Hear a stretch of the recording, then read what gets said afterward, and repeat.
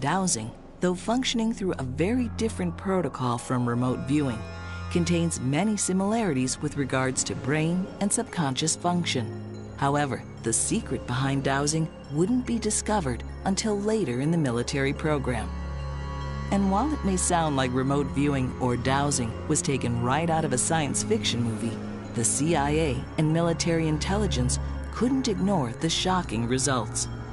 Although the research was still in its infancy, little could anyone imagine that the program would become a 20-year-long, multi-million-dollar endeavor that would end up changing the face of warfare forever. Well, we were doing remote viewing in general for the U.S. military, specifically for Army INSCOM, Intelligence and Security Command. And then it turned out that rather than getting descriptions of particular sites, they had a lot of requirements, operational requirements for finding things. For example, a bug in a room, the location of a downed plane, location of an individual, an agent, say. And so they asked us, could we do the inverse of remote viewing? Rather than having a case where we knew where the location was, what was there, this was a case of, well, we know what it is we're looking for, we just don't know where it is. We were tasked on various hostage situations in the Middle East. Where's Terry Waite? Where's Colonel Higgins? Where's a number of other hostages that were being held by Hezbollah and some other friends?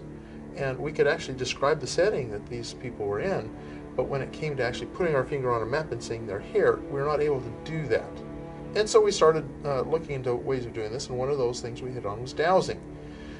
I found out later that we were in a way reinventing the wheel, because in the early days of the remote viewing program, they had experimented with dowsing as well, tried some things out. But in transition from one set of personnel to another, some of that institutional knowledge had gotten lost, and so here we were trying to rediscover that. And another book was published called The Divining Hand by Christopher Bird. It's become kind of the handbook of dowsing, and it's very well written, but it had some startling revelations in it. It noted that a certain dowser named Louis Metacia had actually taught the U.S. military how to dowse during Vietnam, searching for hidden tunnels, searching for landmines, booby traps, and things like that. And that, in fact, there was even a newspaper article published that reported on the Marines actually using this skill in Vietnam to some success. We built a combat village to train troops who are going to Vietnam. They taught the Marines in Camp Pendleton.